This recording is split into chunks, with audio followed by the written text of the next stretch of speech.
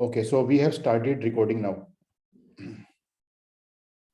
Okay, so before we move ahead, I'll just spend a couple of minutes to go through what we have discussed yesterday. So we first discussed what is computing, uh, why do we need computing, what all is required to be set up before we start a website, hosting a website, different components that constitute to the data center. So all these things that need to be in place before we start a data center functionally. So there were a couple of challenges associated with the data center approach that we discussed. Then how can we overcome these problems by opting to have a cloud provider, and what are the benefits that we get by choosing a cloud provider? Now, after we have gone through these, we discussed multiple kind of offerings given by cloud providers and how it helps us shed responsibility from our shoulders to the cloud provider, and we eventually pay for that, the services that we pay for cloud provider. Now there is one small thing that I would like to discuss, and then we can move ahead to AWS. So there is a concept called public cloud, and there is a thing called private cloud.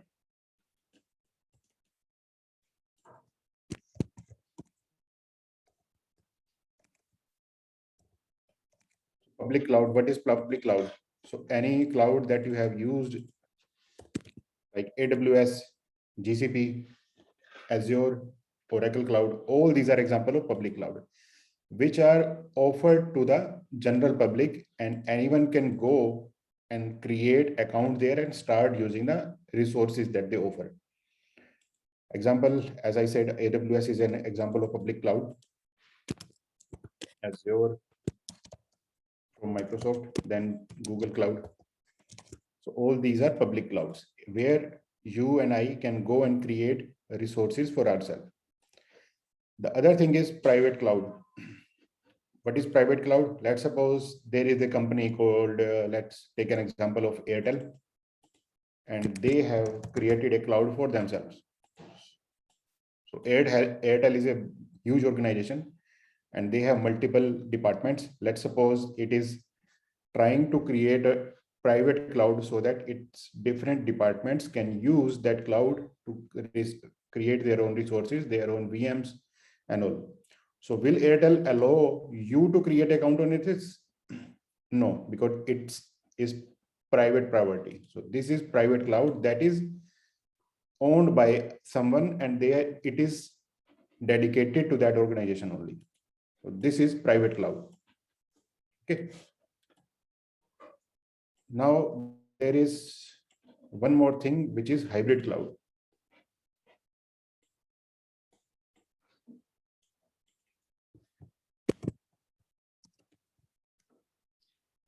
Hybrid cloud is not I would say a offering or a company. It is a concept actually, which is about managing the public cloud and data center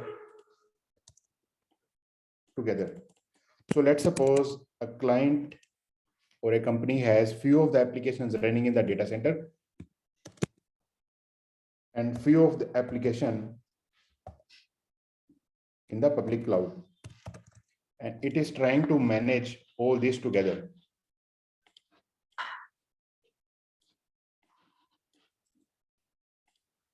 So this becomes a hybrid cloud. Hybrid cloud is a concept of managing applications across a cloud and a data center, or maybe different clouds.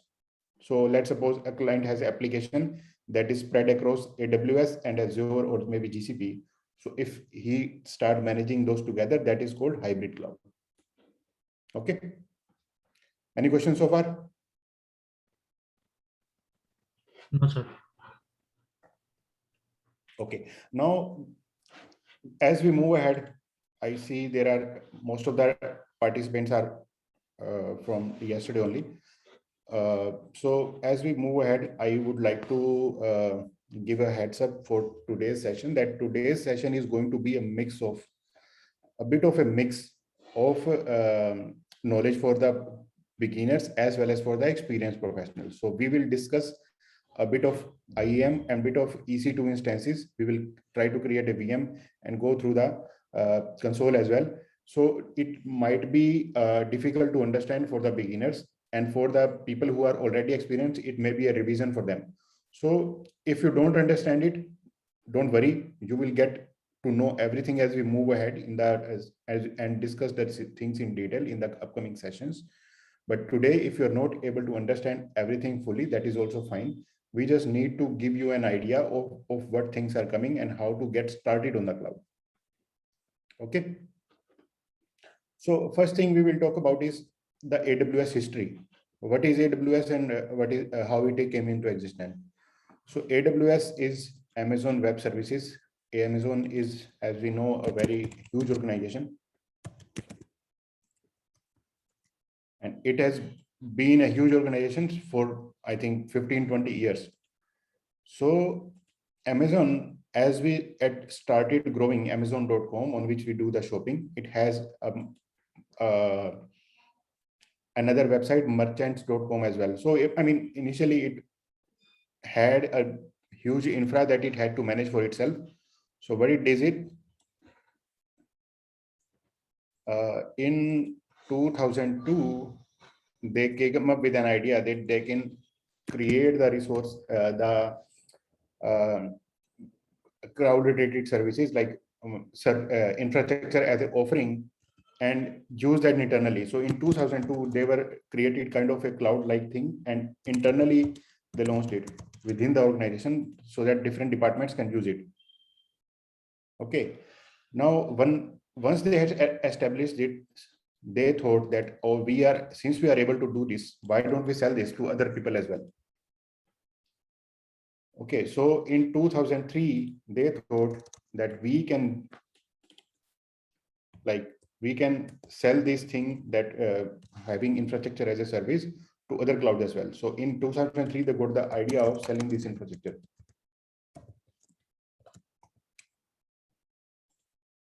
Okay, so in 2004, they launched their first service to the public, which was SQS. You don't need to go into detail of what SQS is. I can give you a simple one-line definition. If you understand it, that is also fine. If you don't understand it, that's also fine. So there is a messaging service, which is like similar to what we call, what we have like JMS or PubSub in Google Cloud. If you are not familiar with that, that's also fine. You just want to give an idea of what was launched the first. Okay, then again in 2006 was a period when this cloud thing became publicly available, and it has been growing since then. In 2006, they launched publicly SQS, S3 buckets, and EC2, on which we create the VMs and all. All these were launched in 2006, and this is where this cloud thing became popular in the world. Now, this was only initially launched in US, and after it was become a success, Amazon decided that if we are already selling it in US, why don't we sell it to other regions of the world? So in 2007, it was launched.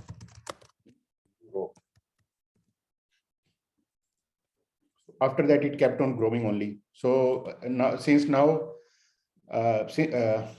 till now, AWS has been growing continuously, and all the cloud resources being used in the world, almost half of that is served by only AWS only. So there are multiple other providers, including Azure, GCP, Oracle Cloud, IBM Cloud, whatever not.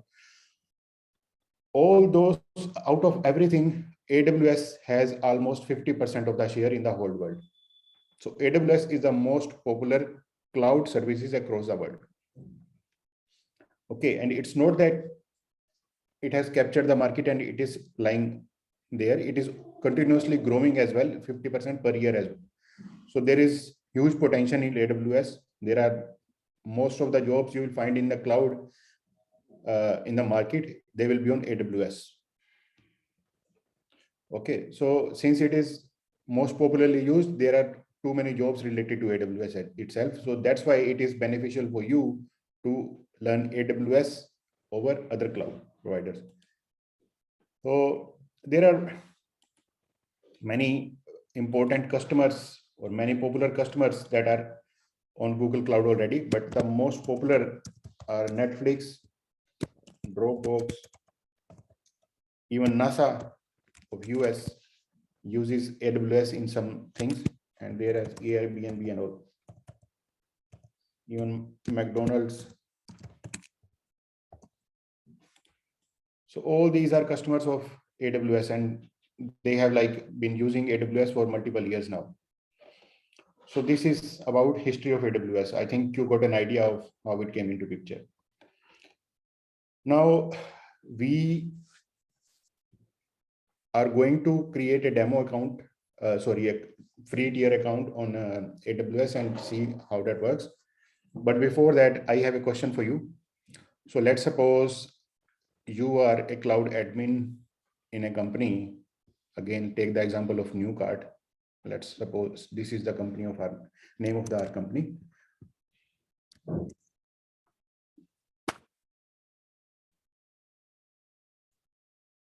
And I ask you to create 2 VMs on cloud. Where will you create the VMs? Which region, which place, which country? Any idea?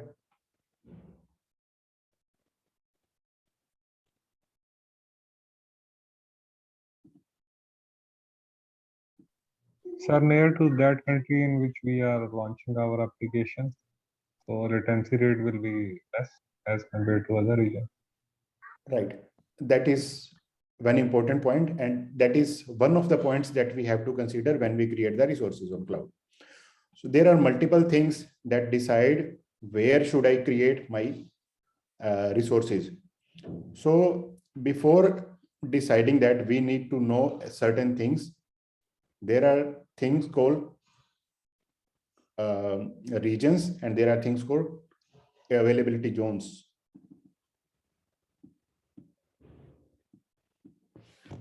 So first we look at region.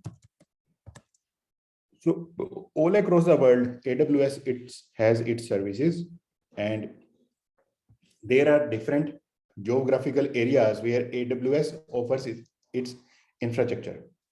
So people are free to choose where they want to deploy their application. So this region, we will just look it in the map in a few seconds. And the other thing is the availability zone, which is shortly called as AZ. So every region has 2, 3, or 6, maybe up to 4, 6 availability zones in them. Most commonly, you will find 3 availability zones per region. So in a region, there are multiple zones where you can deploy your applications.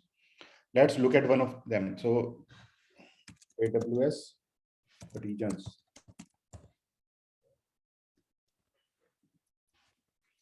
So these are, if you go, this is, all across the world where AWS offers its application. This is marked on the map here. So in North America, these are the different regions where AWS offers its services. So in the east side, there is US East, West, Origin region. So every region has its own name, which we will look at shortly. And every region has multiple zones, and every zone has a different name as well. Okay, so here, this was North America, this is South America, and this is Europe or Middle East, And this is Asia Pacific, where we find the Mumbai, Asia Pacific Mumbai, where we have 3 availability zones. Okay. So all across the There world. are 3 availability zones in Mumbai region only. Yes. If a disaster happen, then all 3 will get down. No. I'll tell you. So a region is the whole. A region means the whole area that the Google is offering services. Inside the, so let's suppose if this is a region,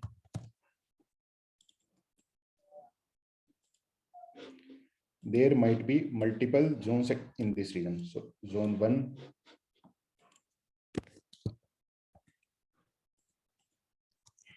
zone 2, and zone 3. Let's suppose there are 3 zones in a region. And this is Mumbai region.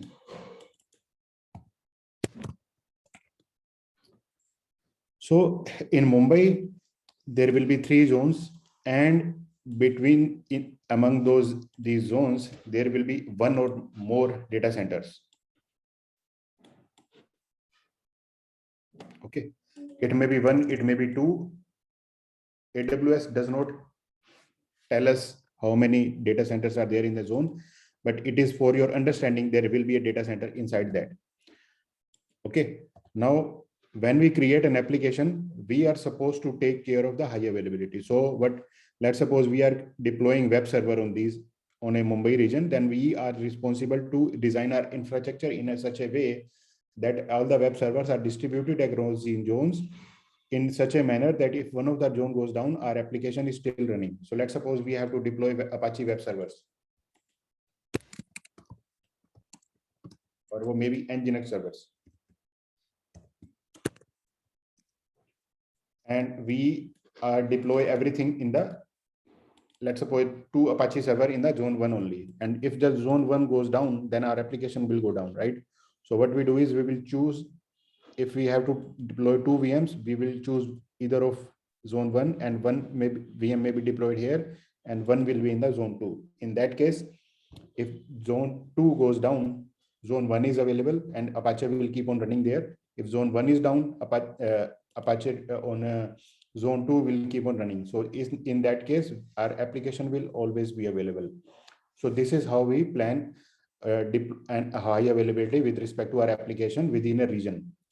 If the whole region goes down, that is a different case that we will discuss later. But these zones, multiple zones, enable us to create high availability application. Okay. Yes, sir. So on region, right now, we have 25 regions all across the world. And so these regions might have so more than one, like maybe 2, 3, 4, or 5 zones in each region. So the total availability zones that this AWS has are 82 right now. But this will keep on increasing. This is not the thing to be remembered, because it will keep on increasing. So AWS keeps on launching new region and new zones. So this number keeps on increasing. Okay, so they have a plan to launch a data center in India, in Hyderabad soon. So that will be another region. So that will be 26th region now. I mean, it keep on increasing all across the world. Okay. So now I discussed where to deploy our VM. This depends on multiple factors. How to choose a region.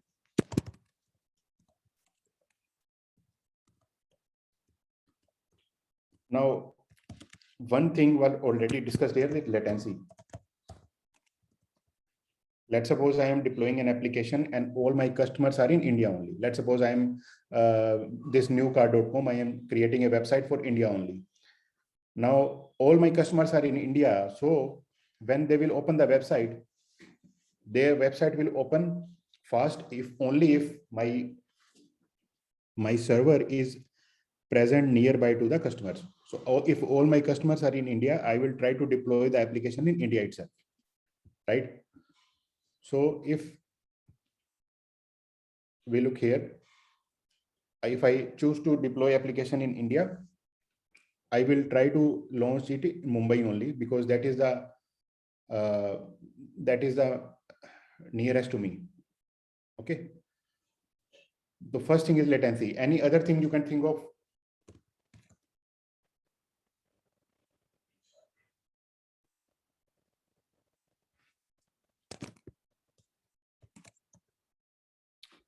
Other thing is compliance. Let's suppose you are deploying a website which is going to run for a government. Let's suppose you are creating a website for Indian Railway, so IRCTC website. So sometimes the government put a restriction that the data should not go out of the country. So then you will have to choose a region that is within that area only, right? So if you are creating a application or creating an infrastructure for Indian government, then you might have to choose Mumbai only because the data is not allowed to go outside of India.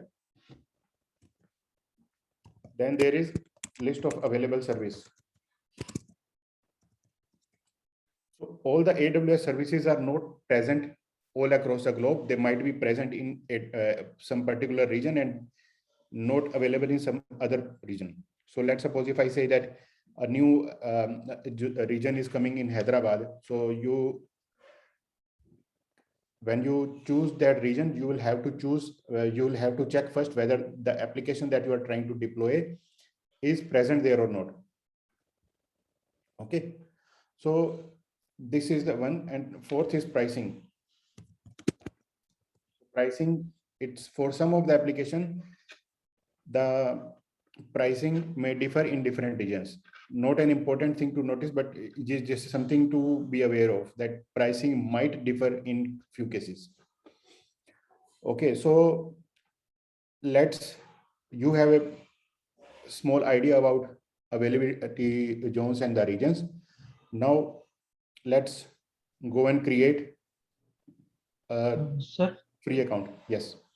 so as you said that the third point that available services, they are not having, AWS is not having all the available services in the particular zone.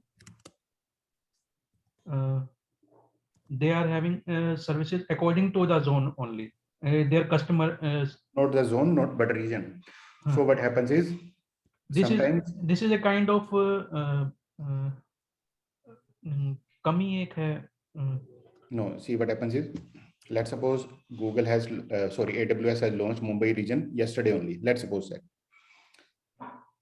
So all the services, let's suppose EC2 is bucket, etc. is available there, but let's suppose the database service is not available here, and they said they will launch it in another month. So for 1 month, you cannot use the database service here, right? Yes. RDS. Okay, so that's why it is better to check whether the region has a service or not. So here it is I have Googled Amazon AWS region-wise service availability. So if you go there, it will tell you in which region which all services are present. Okay, so this is the region. You just select Mumbai.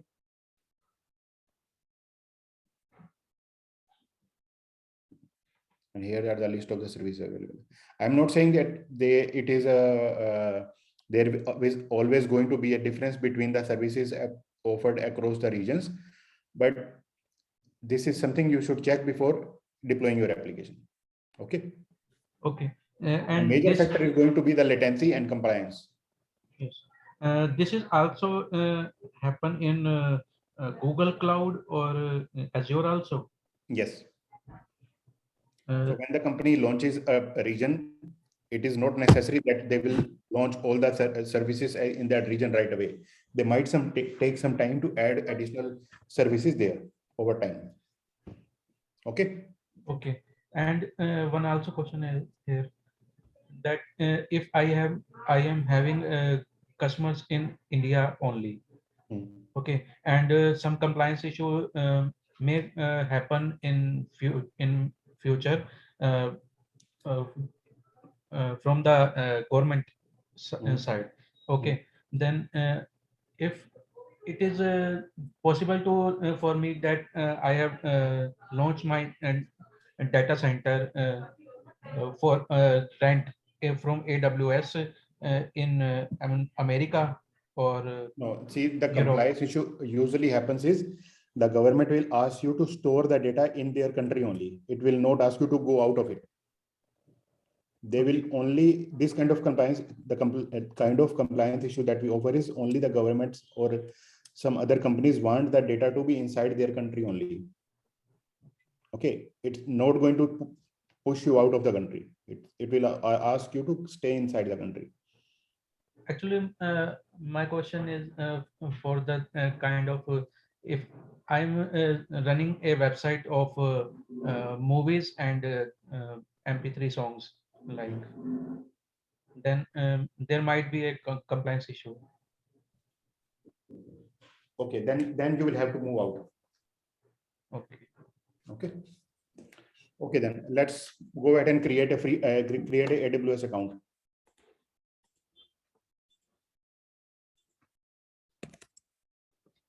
This is the URL aws.amazon.com. You create an AWS account.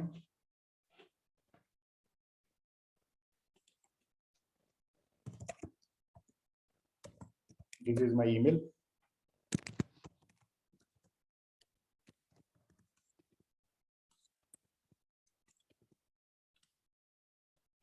I have to choose an account name which can be Grant Agro itself. Okay, continue. It will ask for a security check. ZD5GC6.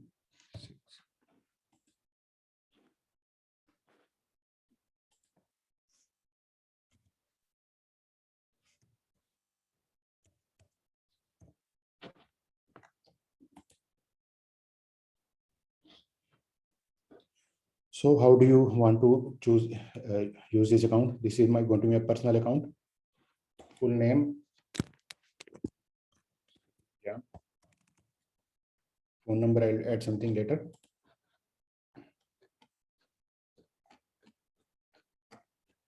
I will not spend some time here creating the account. You can create for yourself.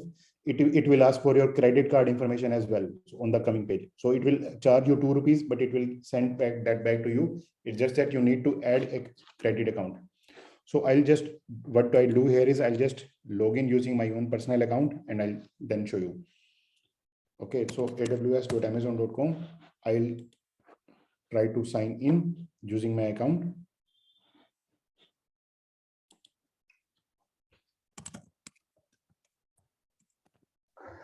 Sir, what is IAM user?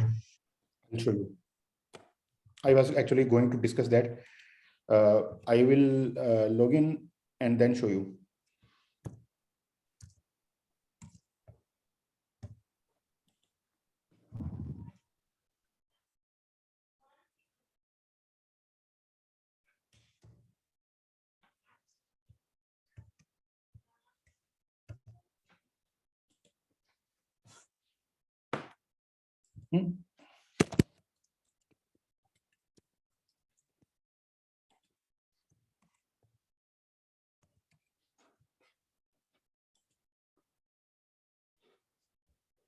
It is not taking this image.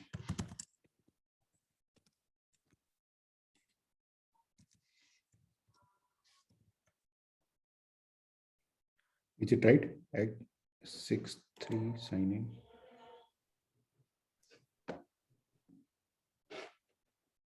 Okay, I have to approve the notification. Give me just 1 minute. I have put the password wrong a couple of times. That's why it is asking. Otherwise, it will not ask.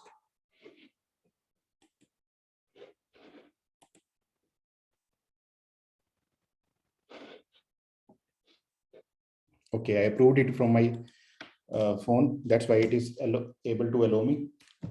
Now I will enter the code from my mobile. Okay, so this is AWS Management Console, where we can see all the services, we can create the resources, we can delete the resources as per our will. Now, since I have logged in, this is my root account. So there are two kinds of account.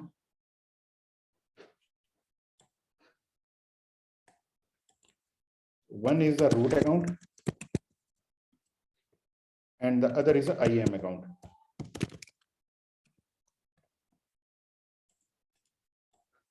Okay, so root account is the, you can say, the owner of the account, and it can create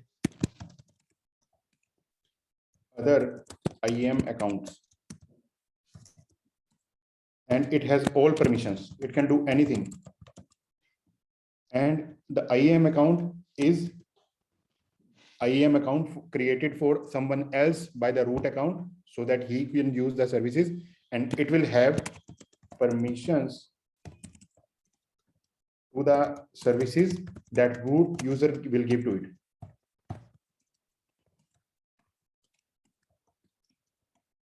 Okay, so let's suppose I am the root, I am the owner of an organization, and I have multiple people.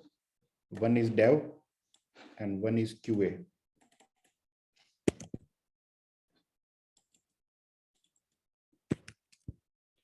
And I am the owner.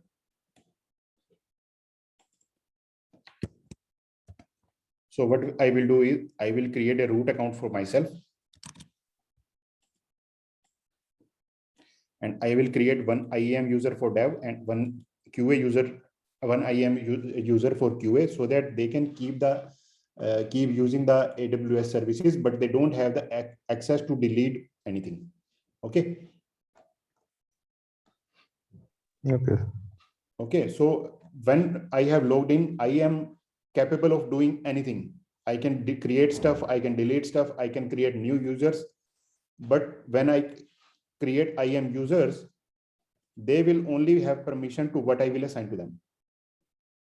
Okay, so it is usually a good idea to create an IAM user for yourself and use it only when you have to have admin access. Otherwise, always use an IAM account even for yourself.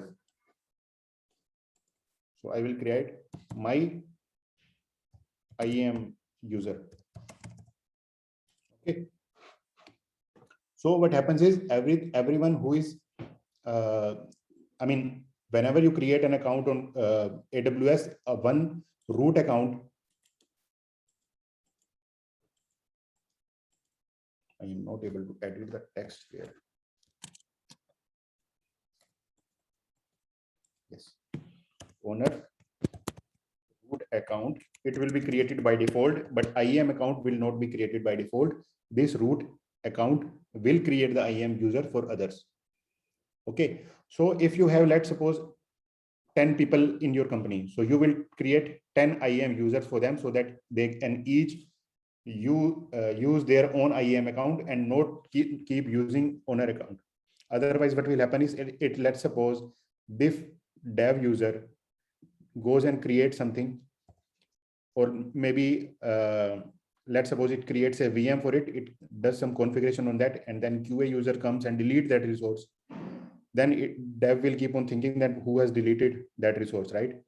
So it is better to keep the accounts isolated and keep their permissions managed with respect to whatever is required.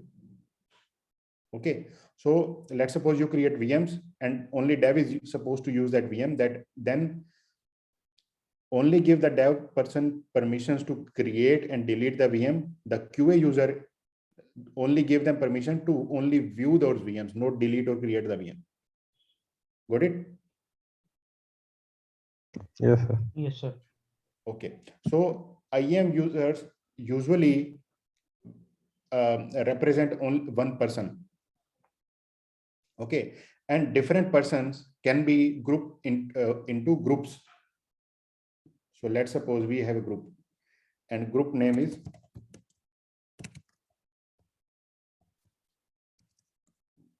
developers. Okay, so what I will do, let's suppose I have 3 developers in my account, dev 1,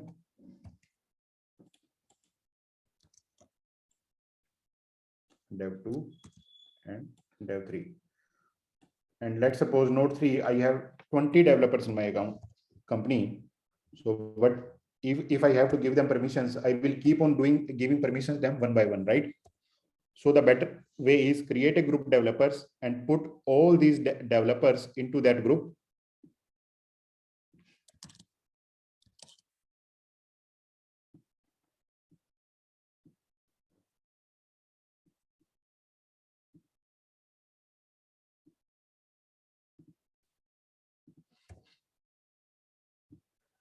So all these developers are part of this group now. Now, since I want developers to have permission to create and delete VMs, instead of giving the permission to developer one by one, I will simply assign their permission to group developers, and all the members who are part of that group will automatically get that permission.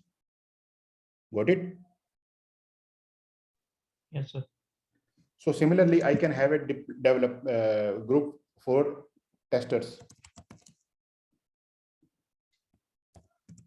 Now, if I want, if I have 10 testers in my team, I will just add them to this group, and they will get all the permissions that are coming from the tester. Okay.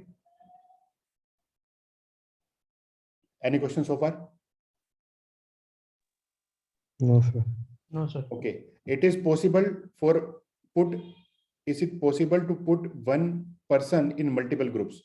So if I want to have a dev team leader and QA team leader in a separate account, which has a separate different type of permissions, which is called group is equal to managers, then it is also possible that this developer is part of developers group also and group manager group also. And this QA user is part of tester group also and manager group also. So it will also have, along with the permissions that it has been assigned from the developer group, it will also have the permission which is coming from the group managers.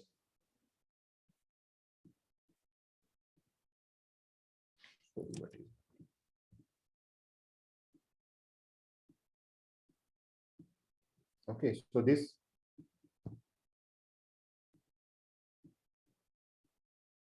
developer and QA, they will get the permissions from this developer group as well as from the managers group.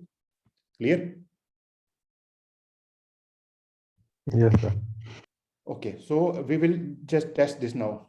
So this in this console, you see there is a region which is listed here as Mumbai. Okay, I have selected Mumbai by default. Let's suppose I want to deploy EC2 instance, which is for creating the VM. Now, if I just go and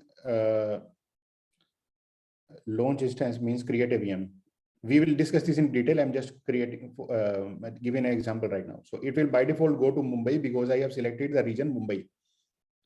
Okay. So because this EC2 service is a regional service, so it will be created region by region. But if I have to create IAM, if I go to IAM service, I mean, you are already now can see that in this box, you can search for anything, search for services, featured blogs, etc. So if I just type IAM here, it will list down the service here. So service IAM, now you will see there is no region because it says IAM does not, sorry, I refreshed the page by mistake. So it says global because IAM does not require region section, because whatever user you create, it will be available all across the globe in any region. So IAM is a global service, but EC2, which is about creating the VMs, is a regional service. Got it? So what we will do is now we will see what are user groups. A developer group is already, I just deleted.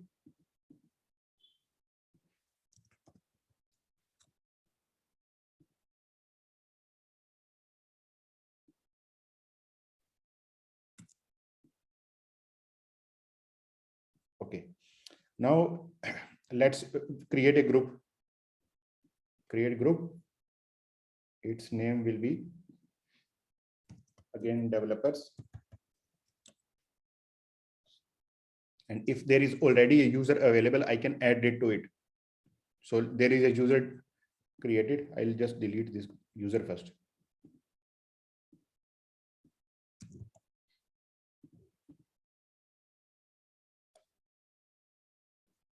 Okay, now I have no users and no user groups. Okay, if I go to dashboard, there is no user, there is no group. I'll just create a user group, or maybe create a user first. So let's create a user first. Add user, username dev1. Okay, now there are multiple ways by which a user can access AWS services. We will come to that, but as of now, let's create a password for it. Let's give it a, you can use auto-generated password or a custom password. Okay, let's custom password and give it a random password. Okay, next, permissions. Now we will have to give permissions to this user. Okay, so we can either create a group and assign this user to that group. See, please notice that this thing will be discussed in detail later in the IAM section when we cover that IAM thing in detail in that particular section. But right now, to get you started, you need a bit of idea how to set this up for yourself. So that is why I have to cover this right now. Otherwise, it will be discussed in detail in the IAM section later on. Okay. So we can simply, if you go here, I can see this root account can map users into groups, or I can simply assign this user, which I have created right now, as a permission directly of what I want to do. So either I can attach a policy to it, like if I want to give this EC2 Amazon EC2 full access, it can create, delete, or and do anything. Okay, so either I can attach this policy to it. This is tag that will be tag keep later. Just this is overview, and let's create the user. Now the user has been created. Okay.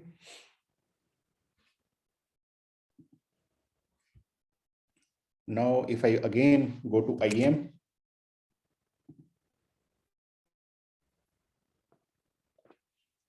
I see one user which is called dev1. Now there is no group.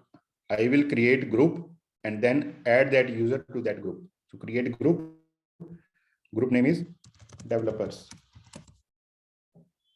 If I want to add users to that group, let's select that one. Dev1 has been added to that group. And I will need to attach some policy to it. Policy means what all permissions will be assigned to that group. So I just take again EC2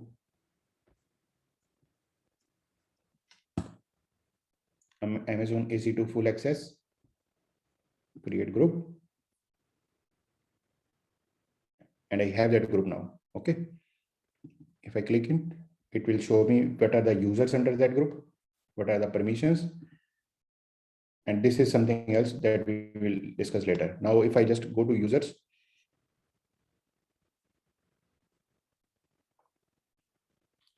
dev1, see, now I have given this, I have created a group developers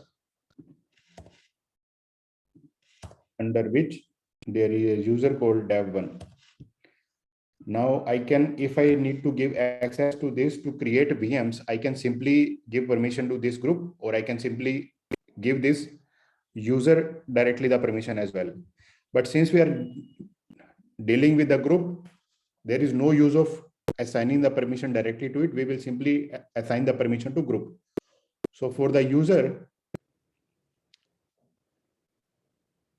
the permission it has received, we can remove that permission as well. So let's suppose now let's do one thing, sign out of it. Oh, sorry, there is one more thing that I need to check. I'm logging in again.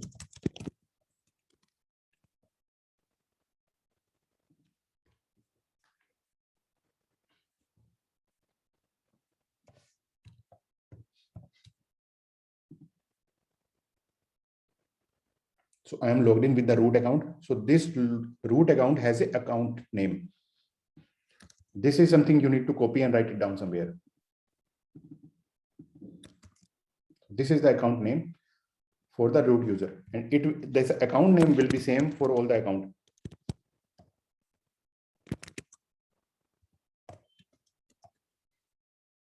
Okay, what was the name of the IAM user that I created? Dev1.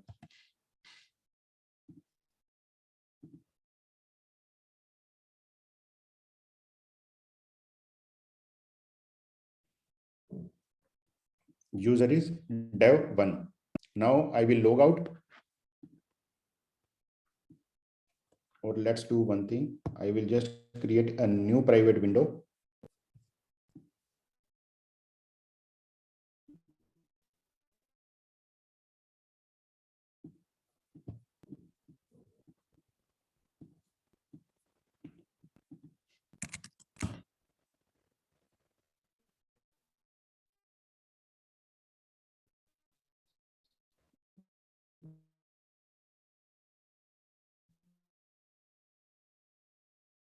And I will here using the IAM account. I have to choose a different browser. Wait.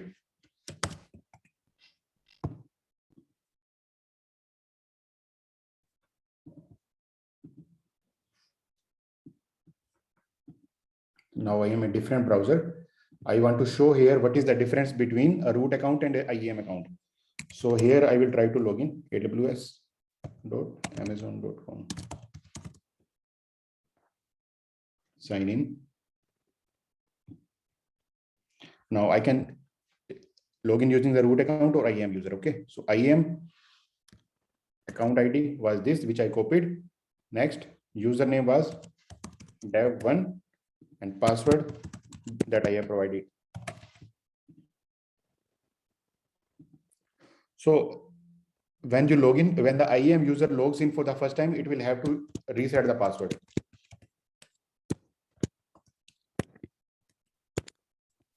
So I'm just giving new password.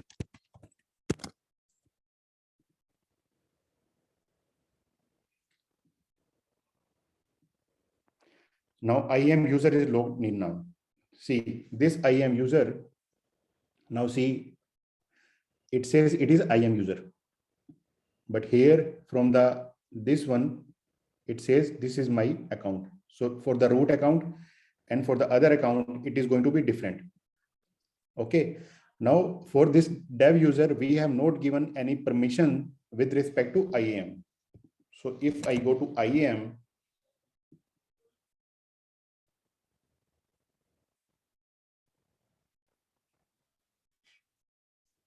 now see what we get. You do not have the permission required to perform this operation.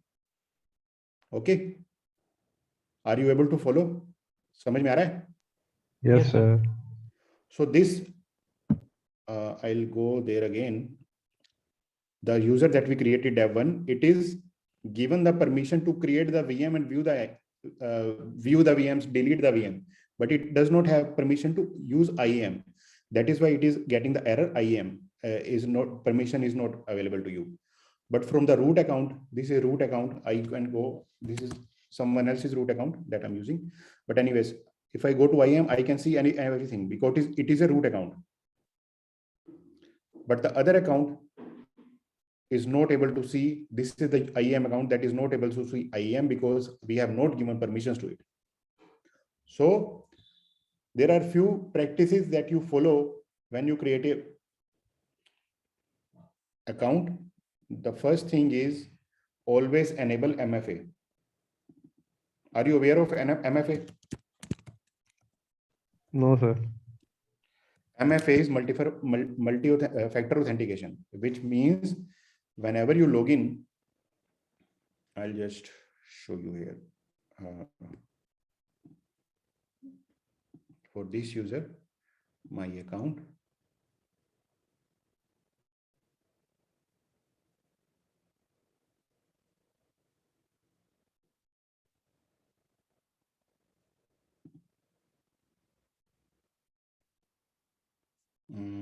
I'll show you for the root account itself. So when you create the root account, if someone is able to guess your password, he will take access to your account and he will do anything, right? So where was it?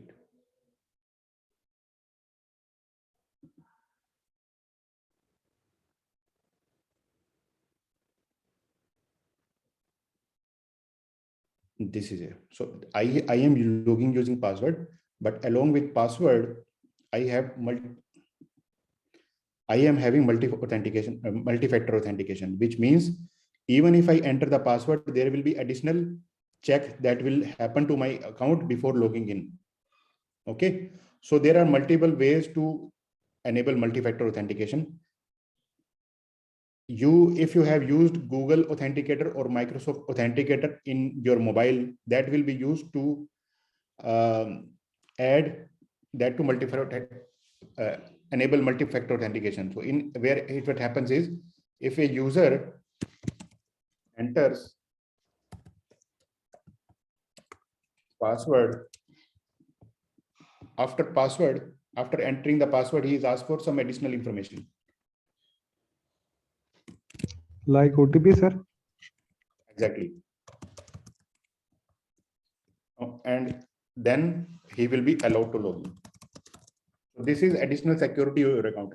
So whenever you create a root account, always remember to enable MFA for your account. Okay. And once you have created the root account, don't use it again and again. Create an IAM user for yourself to do various things like creating the VM and all, but only log in using root account only when you have the requirement to do so. Usually use a IAM account and you keep using that. So first thing is that. Second thing is, if you have like 10 users in your organization, so create one IAM user for every person. Okay. Third is use groups to assign permissions. So what happens is, it will save you from assigning permission every user one by one. If you have 100 users in your organization, or maybe 1000 users in your organization, then you will have to keep assigning permissions to them one by one. Instead of them, you can simply create groups and assign user to different groups, and only then they will be able to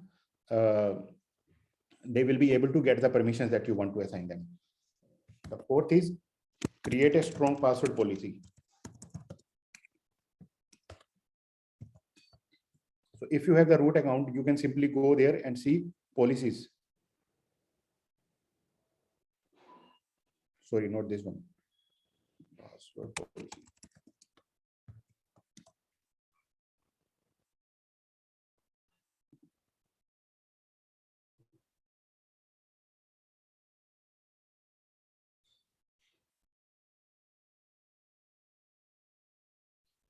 Password policy.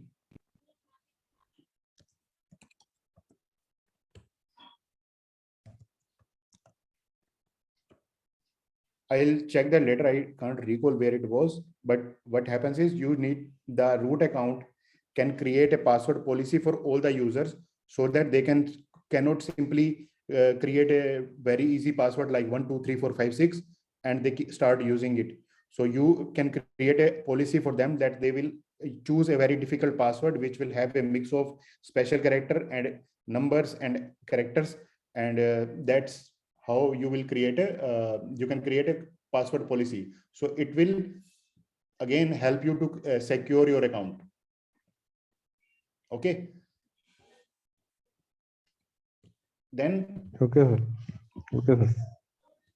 In this policy, there are multiple things that, like, you can ask them to force them to change their password every 30 days or so. Okay. Okay, sir. And one more thing is, like, never give permissions to someone who don't need it. Or in other way, you should say assign only the permissions to which is required. Like take an example of QA as well. Now, let's suppose developer is creating the VMs and deploying application over that, and QA is supposed to go and only see the VM. It is not supposed to create or delete the VM, but it will, if you give that, add that permission to it, QA will do the mistake and go and it might delete the VM mistakenly. So to avoid such scenarios, just don't give it a permission in the first place. Okay, if it don't have the permission, it cannot do any harm to you unknowingly or knowingly. Okay, so this is minimum privilege rule.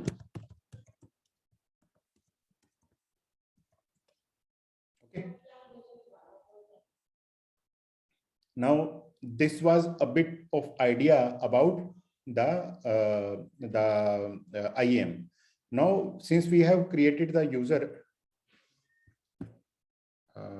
this user, this is the IAM user dev1. Now we will go and create a VM using this EC2.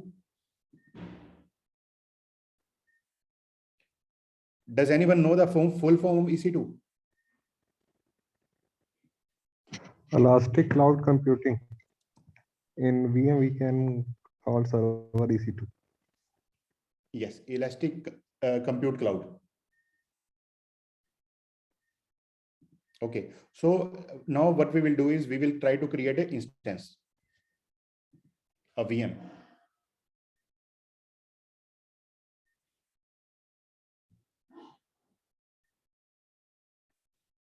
So first thing is, when you create a VM, what is the first thing that you need to do? This VM is supposed to have some OS, right? It can be Linux, it can be Windows.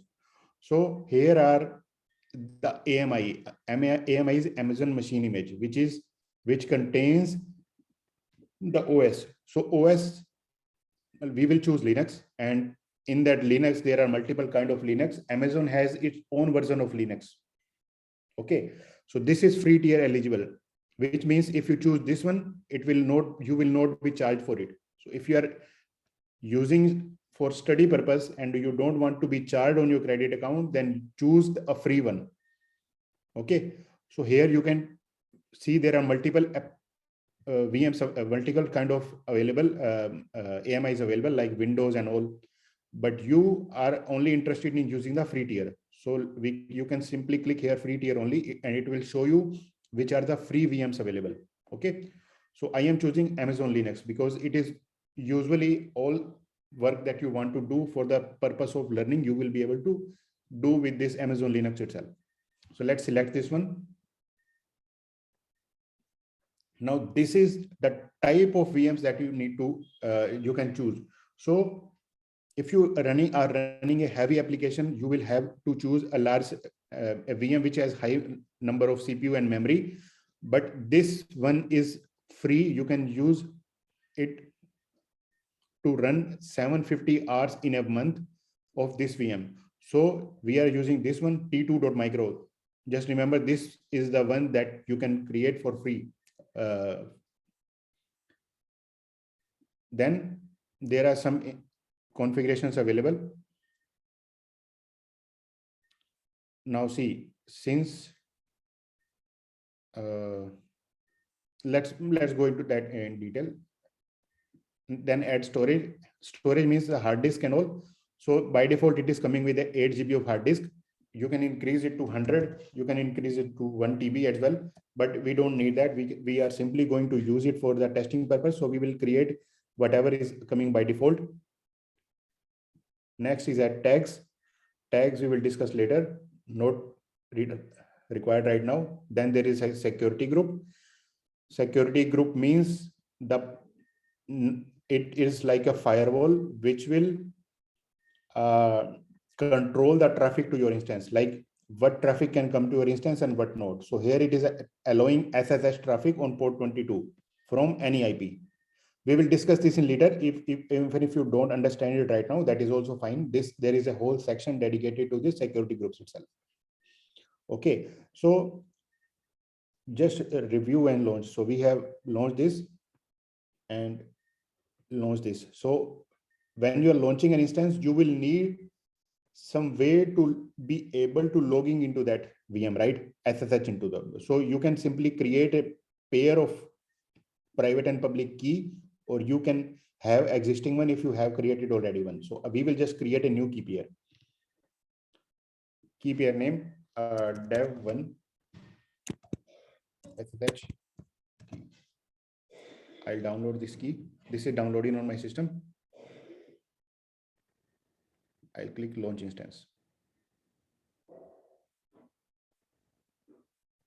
So it is saying your instance is now launching. So it is now creating the instance for me. Now, if I click view instances here, I will see this VM, this instance ID is created and its state is in pending. Pending it, and it is creating the VM right now. Okay. If I just click on this one, it will start showing me the details of it, like instance ID, its public IP, private IP, then other details, which OS did we choose, which platform it is using Linux, which AMID have we used, which key pair it has, security, what security group had we assigned, storage, what disk did we choose, what is the size, all this will be there. Sir, which Linux version is EC2 using? We are using Amazon Linux. Thank you. Okay, there are multiple versions like Ubuntu, CentOS, Red Hat, right? So Amazon has created their own Linux version that we are using here. And that's what is it showing here. So every AMI that you choose has a different AMI. So if I'll talk about it when we go to the this section for AMIs, but right now just assume that there are different AMIs for different OS and different versions.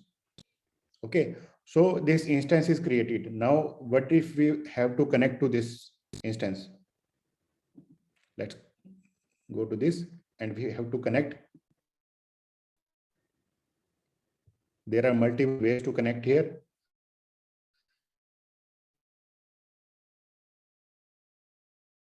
Simply click connect VM.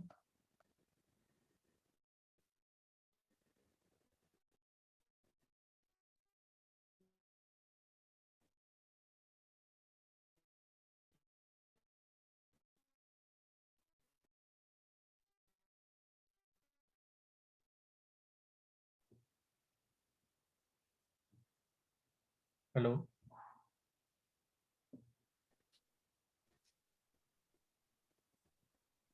Hello. So, but we have discussed idea of cloud. How does update? When you did, am I audible? Are you able to hear me? Screen gone. Hello. Hello. Hello. Am I audible? Yes, sir. Yes, sir, right now. Okay. There is some problem at my internet connection. So I was saying that when I was saying this whole thing that we discussed here today was about having an idea of how AWS console looks like, a basic idea to give you so that you can go through the console, create your own account and start browsing the services and see what all services are available, create a user for yourself and maybe try creating a VM. There, all these sections, there is a separate section for creating the VMs, how many different kind of VMs are there, which VM to choose for your specific use case. Like someone will be creating a VM for maybe running only a Apache web server, and someone else might be creating a VM to run a database, MySQL database server. So what kind of VM suits you, how to choose that particular kind of VM, then how many disks are there, how many types of disks are there, how much, which disk to choose, what are security groups. There is a separate section for everything in detail. So when we will go through those sections, then you will get detailed idea of everything. today, if you were not able to understand anything, that is also fine. You can go and create a newer account and start using it. Start exploring multiple things. But when you are creating something, always remember that you have to choose the free tier, otherwise you will be charged for it. Okay, so this was the section for today. Any question for now? Sir, I have very basic question actually related to AWS. Because I am an electronics engineer, done my engineering in electronics, don't have any experience. Would you think it be a right decision to take in this and start from scratch in my career in AWS? Because I am earning right now, you can say $600 per month, and I want to increase my income. Definitely, that's why I want to change my career. Is it right decision at that time that I should change my career in EC2? It's a very basic question, sir. See, to be honest, I am also an electronics engineer. Good to know that. So, I mean, it's the clouds is the top skill in demand right now. After the COVID has happened, there has been a huge shift in the IT industry, and there is huge demand for cloud professional as of now, and it is going to remain high for a couple of coming years. Okay, so this is high time when you should try and invest in cloud and get yourself onboarded to cloud technologies, and whatever you learn will definitely pay you back. Okay, sir. Thank you. Okay, so whenever you are done with these things, always remember to delete the instances. So here you can click and terminate the instances. Terminate will delete it. It will disappear from here in a couple of minutes. So that was all from me. If there are any questions you want to ask, feel free.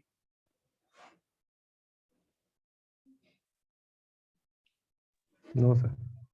Okay, there is one more thing that I want to cover here is why is this this training exercise or this course important for you? Because see, as I said, this cloud are the top skills in demand. You can Google it. What are the top IT skills in demand right now? You will see that cloud is coming on the top. So right now, since it is in demand, there is high amount of jobs as well in the market, and it is going to remain high for a couple of years. So it is very important. If you just learn the cloud right now and start looking for a job, you will definitely find a good job in if you, I mean, go through this course fully and do all the labs that I will do with you. So if you are able to complete all the labs and you rigorously study along with the course, you will be able to write that you have 2 to 2.5 years of experience on cloud in your resume, which will definitely help you in your job search, and it will be quite beneficial for your career. So do register for this course, and I will high time suggest you that you should take this course for sure. Okay, otherwise you will lose the opportunity of writing that in your resume that you have 2 to 2.5 years experience. Okay, sir. Okay, then that's all from my side. If there are any further questions, any suggestions, feel free to say.